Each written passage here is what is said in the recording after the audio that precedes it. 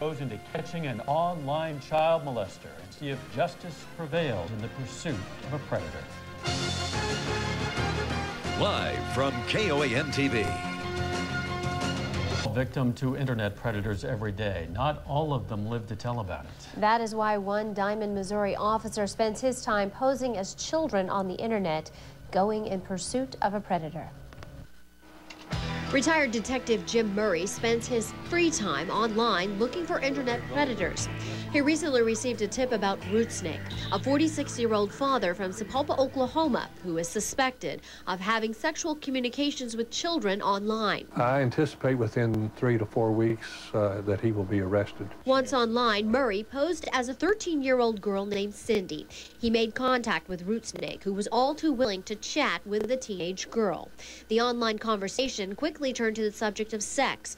Only a few talks later, Rootsnake performed a sex act live on his webcam and sent a homemade video to Cindy doing the same thing. Rootsnake spent hours chatting online, but it was his job as a security guard at schools that kicked Murray's investigation into high gear. Armed with enough evidence to question Rootsnake within a week of the first chat, Murray, Creek County Sheriff's officials, and KOAM were on the road to Rootsnake's home in Oklahoma. We are now in the final stages of this particular investigation. It brings us to a rural road in Creek County, Oklahoma, where Creek County Sheriff's officials, along with Jim Murray, have just gone onto the property of the suspect to question him. We as the media have been asked to stay just off the person's property, basically because of Creek County Sheriff's policy and to keep us out of harm's way. We've got some problems here. Rootsnake, who we now know as Tracy Sullins, initially cooperates, but quickly gets antsy when the topic turns to Cindy. Well, when he was 18 years old, I said, "You're looking at Cindy, and I know what you told and what you have been told." And he had to be seated because he became a little pale, and I was concerned that maybe he was going to have a heart attack or something. Even as police were handcuffing him and putting Rootsnake into the police car, he denied the chats and the webcam performance. I've got a copy of your video that you sent, 1 minute and 29 seconds of yourself masturbating. If I did that, I would not send it to a minor. Really? Well, take a look at Murray's timestamp of Cindy's conversations with Rootsnake. On October 24th, down to the second, he can tell you that Cindy says she hopes she gets a car when she turns 16. Rootsnake's reply, "To keep me out of jail, that needs to be a complete surprise to me, okay?" We talked about you being 46 and she was being 13. All right? I'm tired of that. That's fantasy role play. Rootsnake had nothing to say to our cameras as he was being taken to jail. Murray now sifts through the evidence seized from Sullen's home and finds other victims. Some say Rootsnake paid them for sex. Others say he provided them with alcohol and drugs while he was a security officer at their middle school. And Murray is still searching for this girl. The girl is performing pornography under his direction. And there are other girls to identify from the hundreds of pictures found on Rootsnake's computer, all of young girls, some as young as 2 or 3 years old. He was a sexual predator, period. Rootsnake does not have a criminal record, but he now faces 9 felony charges of attempted enticement of a child from this case alone, and more charges are pending from the girls who have come forward since this investigation started. This is one of the sickest, most dangerous ones that we have arrested. And you've not heard the last of this guy. Sullins is behind bars in Creek County, Oklahoma now, awaiting extradition to Newton County, Missouri for these charges. Tulsa officials are also looking at evidence and statements from the other girls who came forward during this investigation to possibly file more charges against Sullins.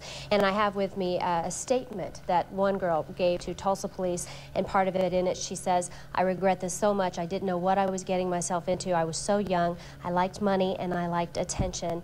And as far as how many times he exposed himself to me, countless." So she was disturbing. 14 when he started this, according to her. Who knows how many young girls have fallen victim to this man or others like him. This is just one guy, and there are thousands out there. Scary stuff. Yes, it is. Well, meteorologist Doug Hetty returns next with his complete forecast. Next on KOAM News at 10, we honor our four-state hero. Keith Hear from victims who were once the target of online predators. He said, "That's a great hotel. Maybe I could sneak away from my parents." And he wanted to meet to have sex. KOAM's Rhonda Justice, Pursuit of a Predator, tonight on KOAM News. To watch him on his webcam, there were, I don't know, 200 or 300 others that told him where he could put his webcam.